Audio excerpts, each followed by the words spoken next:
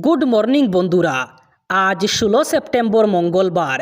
আজকের সকালের বরাক তথা সমগ্র আসামের গুরুত্বপূর্ণ খবরগুলি হল: অরুণোদয় প্রকল্পের হিতাধিকারীদের জন্য জরুরি নির্দেশ। আগামীকাল অর্থাৎ 17 সেপ্টেম্বর পাবেন না অরুণোদয় প্রকল্পের টাকা। এবার পরিবর্তন করা হলো অরুণোদয় প্রকল্পে হিতাধিকারীদের টাকা দেওয়ার তারিখ। পূর্ব ঘোষণা অনুযায়ী আগামীকাল অর্থাৎ 17 সেপ্টেম্বর অরুণোদয় প্রকল্পে রাজ্যের লাখ লাখ হিতাধিকারীদের অ্যাকাউন্টে টাকা দেওয়ার কথা ছিল, কিন্তু এর পরিবর্তে এবার আগামী 25 সেপ্টেম্বর হিতাধিকারীদের টাকা দেওয়া হবে। তাই আগামীকাল অর্থাৎ 17 সেপ্টেম্বর অরুণোদয় প্রকল্পের হিতাধিকারীরা টাকা পাবেন না। তার পরিবর্তে টাকা পাবেন আগামী 25 সেপ্টেম্বর। রাজ্য সরকারের তরফে এই বড় ঘোষণা করা হয়েছে। 25 সেপ্টেম্বর টাকা পাওয়ার জন্য অরুণোদয় হিতাধিকারীদের তৈরি থাকার আহ্বান জানানো হয়েছে। রাজ্যের জনসংযোগ বিভাগ জারি করেছে এক বিশেষ বিজ্ঞপ্তি। সেই বিজ্ঞপ্তিতেই তারিখ পরিবর্তনের কথা জানানো হয়েছে। অসমে আবার ভয়ঙ্কর বন্যা পরিস্থিতি। নিপকো আবার জল ছেড়ে দিয়েছে, যার কারণে ভয়ঙ্কর বন্যা পরিস্থিতি সৃষ্টি হয়েছে গোলাঘাটে। গোলাঘাটের জনসাধারণের জন্য সরকার জারি করেছে বিশেষ সতর্কতা। সেই সাথে চালু করা হয়েছে একটি হেল্পলাইন নাম্বার। সেই সাথে গোলাঘাটের জনসাধারণকে রাতে ঘর থেকে বের না হওয়ার আহ্বান জানিয়েছে প্রশাসন। উল্লেখ্য, ভয়ঙ্কর বন্যা পরিস্থিতি সৃষ্টি হয়েছে গোলাঘাটে।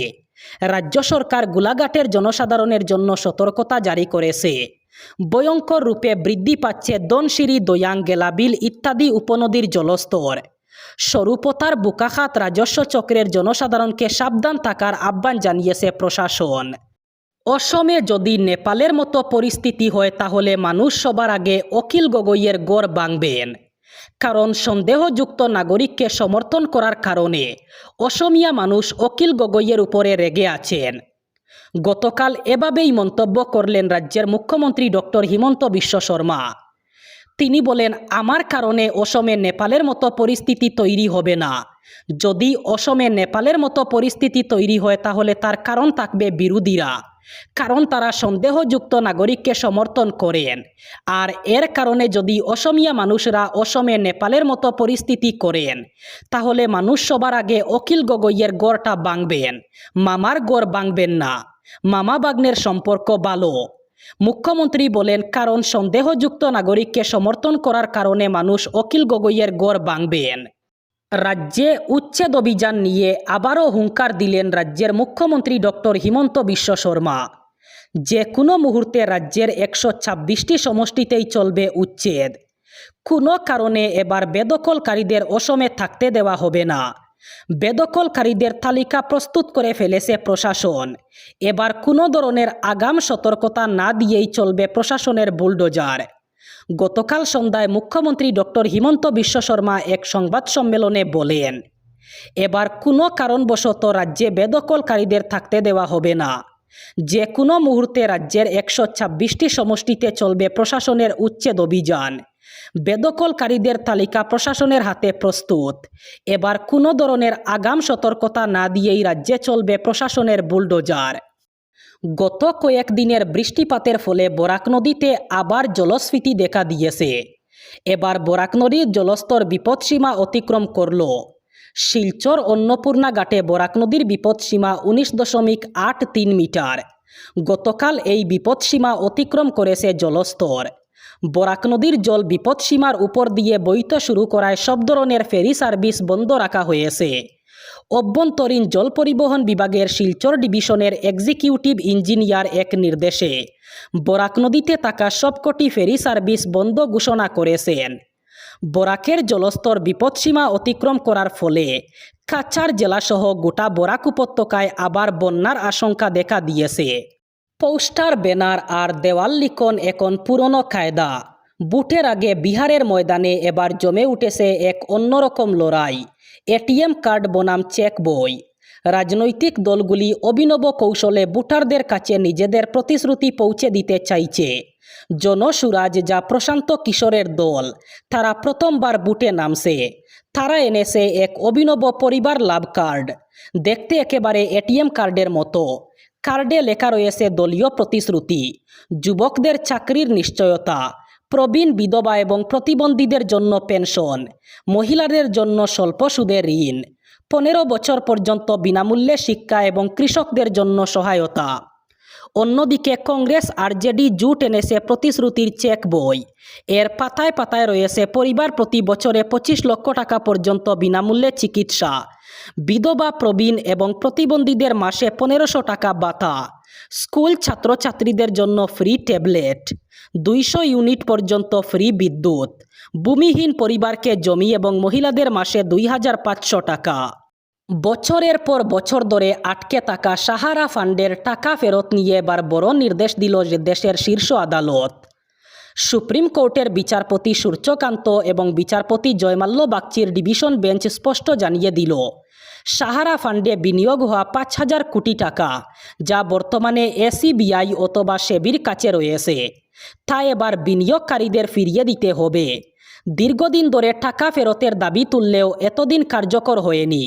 এবার আদালতের রায় বিনিয়োগকারীদের কাছে আশার আলো হয়ে উঠল। উল্লেখ্য, সাহারার টাকা ফেরত দেওয়ার উদ্যোগ এই প্রথম নয়। কয়েক বছর আগেও কেন্দ্র একটি বিশেষ পোর্টাল চালু করেছিল সাধারণ মানুষকে টাকা ফেরত দেওয়ার জন্য। তবে অভিযোগ ছিল সেই ব্যবস্থায় খুব বেশি মানুষ স্বস্তি পাননি, ফলে বিনিয়োগকারীদের ক্ষোভ আরও বেড়ে গিয়েছিল। এবার আদালতের নির্দেশে আবার একবার টাকা ফেরতের পথ খুলে গেল। 26-এর বিধানসভা নির্বাচনে দক্ষিণ করিমগঞ্জ কেন্দ্রে রাজনৈতিক উত্তাপ দিন দিন বেড়েই চলেছে। বিশেষ করে কংগ্রেস প্রার্থী হিসাবে নির্বাচনে অংশ নিতে দৌড়ঝাঁপ শুরু করেছেন অনেকেই। 2026 সালের অসম বিধানসভা নির্বাচন যতই এগিয়ে আসছে, ততই উত্তপ্ত হয়ে উঠছে দক্ষিণ করিমগঞ্জ কেন্দ্রের রাজনীতির হাওয়া। বরাক উপত্যকার অন্যতম আলোচিত এই সংখ্যালঘু অধ্যুষিত কেন্দ্রটিতে কংগ্রেস টিকিট পাওয়ার দৌড়ে একাধিক পরিচিত মুখ যখন দিশপুর পর্যন্ত তদবিরে ব্যস্ত, তখন রাজনৈতিক মহলে নতুন করে আলোচনার কেন্দ্রবিন্দুতে উঠে এসেছেন এক সময়ের এআইইউডিএফ নেতা আজিজুর রহমান তালুকদার। কয়েক মাস ধরে দক্ষিণ করিমগঞ্জের কংগ্রেস টিকিটের জন্য একজাক নেতা সক্রিয় রয়েছেন। আইনজীবী হাফিজ রশিদ আহমেদ চৌধুরী, আইনজীবী আব্দুল সবুর তাফাদার, আমিনুর রশিদ চৌধুরী এবং প্রাক্তন বিধায়ক আজিজ আহমেদ খান সহ একাধিক প্রবীণ নাম। তবে ঠিক এমন সময়ে আলোচনার নতুন মাত্রা যোগ হয়েছে আজিজুর রহমান তালুকদারকে ঘিরে। সূত্রের খবর, তালুকদার কিছুদিন আগেই এআইইউডিএফের করিমগঞ্জ জেলা সভাপতি পদ থেকে ইস্তফা দেন, যদিও তাৎক্ষণিকভাবে তার ইস্তফা গৃহীত হয়নি বলে সংবাদ মাধ্যমে জানা যায়। পরবর্তীতে শাহাবুল ইসলাম চৌধুরীকে নতুন জেলা সভাপতির দায়িত্ব দেওয়া হয়। মাছ ধরতে গিয়ে দেখা যায় মাছের বদলে নদীর বুকে ভেসে উঠেছে টাকা। ব্রহ্মপুত্র নদে একের পর এক বান্ডিল টাকা ভেসে উঠায় চারিদিকে শুরু হয়েছে চাঞ্চল্য। এমনকি স্থানীয় পুলিশও পড়েছে বিপাকে। টাকা গুনে শেষ হচ্ছে না। ঘটনাটি ঘটেছে নলবাড়ী জেলার বড়ক্ষেত্রী এলাকার শিয়ালমারি চরে। প্রাপ্ত তথ্য অনুসারে বরক্ষেত্রী এলাকার শিয়ালমারি চরের 2 শিশু মাছ ধরতে গিয়ে দেখতে পায় একটি পলিথিন ব্যাগ। সেই ব্যাগের ভিতরে ছিল বান্ডিলের পর বান্ডিল টাকা। ব্রহ্মপুত্রের বুকে ভেসে আসা টাকার বান্ডিল দেখে আতঙ্কের সঙ্গে সঙ্গে হইচই পড়ে যায় এলাকায়। কারণ কেবল একটি বান্ডিল নয়, ভিতরে ছিল লাখ লাখ টাকা। ঘটনা প্রত্যক্ষ করার পর স্থানীয় কিছু সচেতন মানুষ খবর দেন শিয়ালমারি চর পুলিশকে। পুলিশ তৎক্ষণাৎ ঘটনাস্থলে পৌঁছে টাকার বান্ডিলগুলো বাজেয়াপ্ত করে। প্রায় 10 লক্ষাধিক টাকা কে বা কেন পলিথিনে ভরে ব্রহ্মপুত্রের বুকে ছেড়ে দিয়েছে তা নিয়ে আলোচনা চলতে থাকে। কিন্তু পরে বাজেয়াপ্ত হওয়া নোটগুলো জাল বলে শনাক্ত করে পুলিশ এবং স্থানীয়রা। এরপরে পুলিশের পাশাপাশি সাধারণ মানুষও এই ঘটনায় হতবাক। এবার বরাক উপত্যকার 3 জেলার আজকের আবহাওয়ার খবর। আজ 16 সেপ্টেম্বর মঙ্গলবার বরাক উপত্যকার 3 জেলায় হালকা বৃষ্টিপাতের সম্ভাবনা। আজ শিলচর কাছাড়ে সর্বোচ্চ তাপমাত্রা থাকবে 30 ডিগ্রি সেলসিয়াস এবং সর্বনিম্ন তাপমাত্রা থাকবে 25 ডিগ্রি সেলসিয়াস। শ্রীভূমি করিমগঞ্জে আজ সর্বোচ্চ তাপমাত্রা থাকবে 30 ডিগ্রি সেলসিয়াস এবং সর্বনিম্ন তাপমাত্রা থাকবে 25 ডিগ্রি সেলসিয়াস। একইভাবে হাইলাকান্দি জেলায়ও আজ সর্বোচ্চ তাপমাত্রা থাকবে 30 ডিগ্রি সেলসিয়াস এবং সর্বনিম্ন তাপমাত্রা থাকবে 25 ডিগ্রি সেলসিয়াস। এই ছিল আজকের সকালের গুরুত্বপূর্ণ খবরগুলি। ভিডিওটি অবশ্যই লাইক করবেন এবং চ্যানেলটি সাবস্ক্রাইব করবেন।